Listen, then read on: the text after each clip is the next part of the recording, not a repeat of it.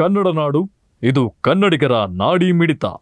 ನಮಗೆ ಎಕ್ಸಾಕ್ಟಾಗಿ ರೀಸನ್ ಹೇಳಲಿಕ್ಕೆ ಆಗೋದಿಲ್ಲ. ಆದರೆ ಸಾಮಾನ್ಯವಾಗಿ ಈ ನಮ್ಮದು ದರೋಜಿ ಕೆರೆ ಏನಿದೆ ಹತ್ರ ಮೈಗ್ರೇಟ್ರಿ ಬರ್ಡ್ಸ್ ಇರ್ತವೆ.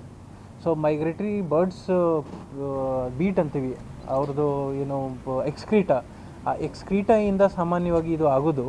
ಸೊ ಎಲ್ಲಿ ವಾಟರ್ ಬಾಡೀಸ್ ಇರ್ತವೆ, ಎಲ್ಲಿ ಮೈಗ್ರೇಟರಿ ಬರ್ಡ್ಸ್ ಬರ್ತವೆ, ಅಲ್ಲಿ ಈ ಥರ ಇನ್ಸಿಡೆಂಟ್ ಆಗ್ಬೋದು ಅಂತ ಸೈಂಟಿಫಿಕ್ ರೀಸನ್ ಹೇಳ್ತಾರೆ.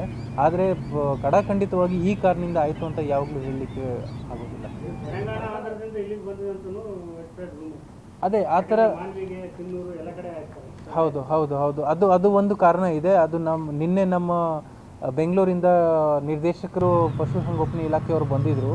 ಅವ್ರ ಜೊತೆ ಚರ್ಚೆ ಮಾಡಿದಾಗ ಇದೇ ಮಾತನ್ನು ಅವರು ಹಂಚಿಕೆ ಮಾಡಿದರು. ಸಾಮಾನ್ಯವಾಗಿ ಒಂದು ಪೋಲ್ಟ್ರಿ ಫಾರ್ಮಿಂದ ಇನ್ನೊಂದು ಪೋಲ್ಟ್ರಿ ಫಾರ್ಮಲ್ಲಿ ಟ್ರಾನ್ಸ್ಪೋರ್ಟೇಷನ್ ಆದಾಗ ಅಥವಾ ಲೇಬರ್ಸ್ ಒಂದು ಫಾರ್ಮಿಂದ ಇನ್ನೊಂದು ಫಾರ್ಮ್ಸ್ ಹೋದಾಗ ಒಂದರಿಂದ ಇನ್ನೊಂದು ಕಡೆ ಟ್ರಾನ್ಸ್ಪೋರ್ಟೇಷನ್ ಆಗ್ಬೋದು, ಇನ್ಫೆಕ್ಷನ್ ಸ್ಪ್ರೆಡ್ ಆಗ್ಬೋದು. ಆದರೆ ಮೊದಲನೇದಾಗಿ ಹೇಗೆ ಆಯಿತು ಅಂತ ಹೇಳಿದರೆ ನಮ್ಮ ಜಿಲ್ಲೆಯಲ್ಲಿ ರಿಪೋರ್ಟ್ ಆಗಿದ್ದು ಕೆರೆಕುಪ್ಪ ಪೋಲ್ಟ್ರಿ ಫಾರ್ಮಲ್ಲಿ. ಅದು ನಮಗೆ 600 ಎಕರೆ ಇದೆ. ಆ 600 ಎಕರೆ ವ್ಯಾಪ್ತಿಯಲ್ಲಿ ಎಲ್ಲೂ ಒಂದು ಕಡೆ ಹ್ಯಾಬಿಟೇಷನ್ ಇಲ್ಲ, ಏನಿಲ್ಲ.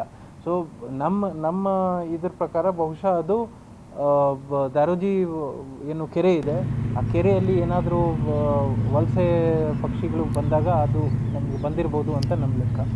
ಬಟ್ ಆಬ್ವಿಯಸ್ಲಿ ಅದನ್ನು ಖಡಾಖಂಡಿತವಾಗಿ ಹೇಳಲಿಕ್ಕೆ ಬರುವುದಿಲ್ಲ.